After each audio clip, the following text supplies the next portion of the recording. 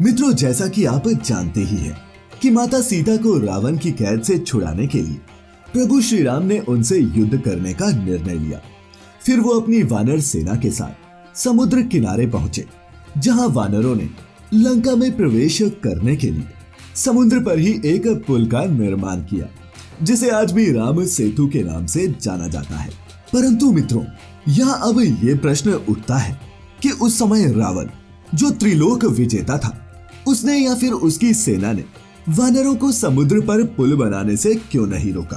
तो मित्रों, आपको बता दूं कि इससे जुड़ी एक रोचक कथा का वर्णन हमारे धर्म ग्रंथों में मिलता है, और आज की इस वीडियो में मैं आपको वही कथा बताने जा रहा हूँ, जिसे जानने के बाद आप भी समझ जाएंगे कि आखिर रावण या फिर उसकी राक्षसी सेना ने वानरों को समुद्र पर पुल बनाने से क्यों नहीं रोका।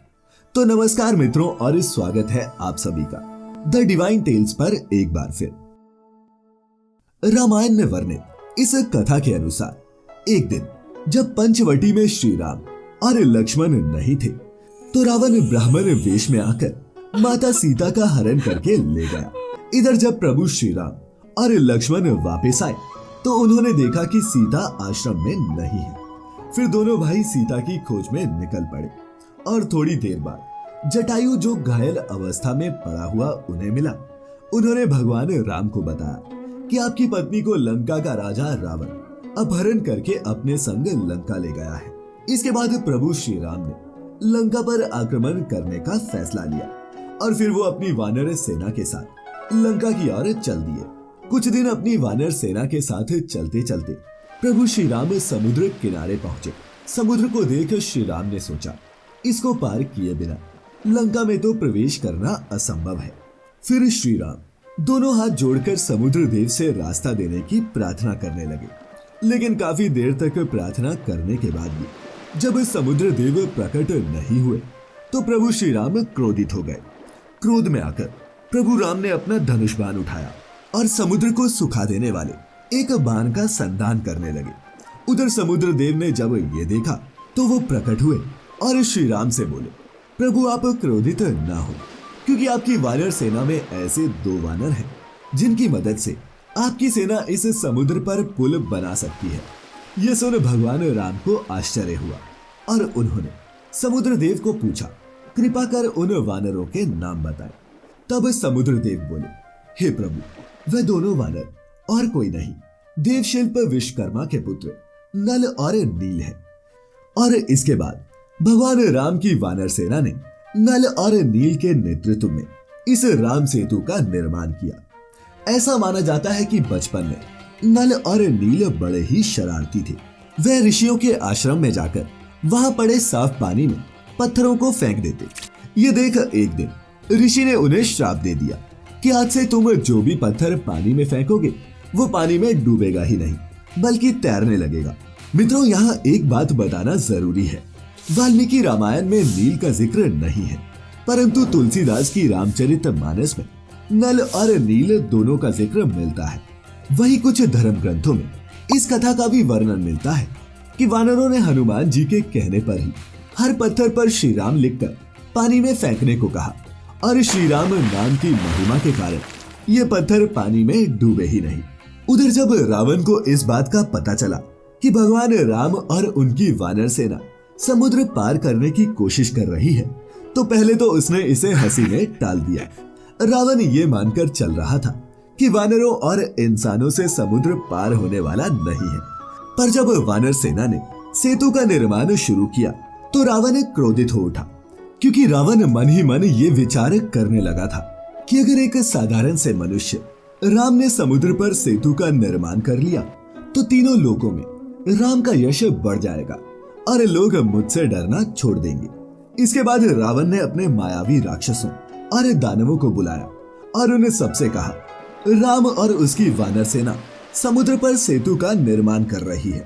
अगर वो पुल बनाने में सफल हो गए तो कोई भी लंका में जीवित नहीं बचेगा। जाओ और उन्हें सेतु निर्माण करने से रोको। रावण की बातें सुनकर सभी मायावी राक्षस और दानव मछली का रूप धारण कर समुद्र में चले गए। मित्रों, आगे बढ़ने से पहले ये बता दूं कि इन मायावी मछलियों का नेतृत्व स्वर्ण मत्स्या नाम की एक मछली कर रही थी। जिसका रंग सोने के समान था और वो समुद्र की रानी थी। इसके बाद जैसे ही वानर पानी में पत्थर फेंकते, ये मछली रूपी दानव और राक्षस उन पत्थरों को धकेलकर दूसरी दिशा में लेकर चले जाते। ये देखकर जब वानरों ने इन पर हमला किया तो ये मायावी राक्षस और दानव सांप का रूप धारण कर उन्हें काटने लगे, जिससे भयभीत होकर सभी वानर समुद्र से बाहर आ गए और वानरों को कार्य छोड़ता देख हनुमान जी स्वयं पानी में उतर गए।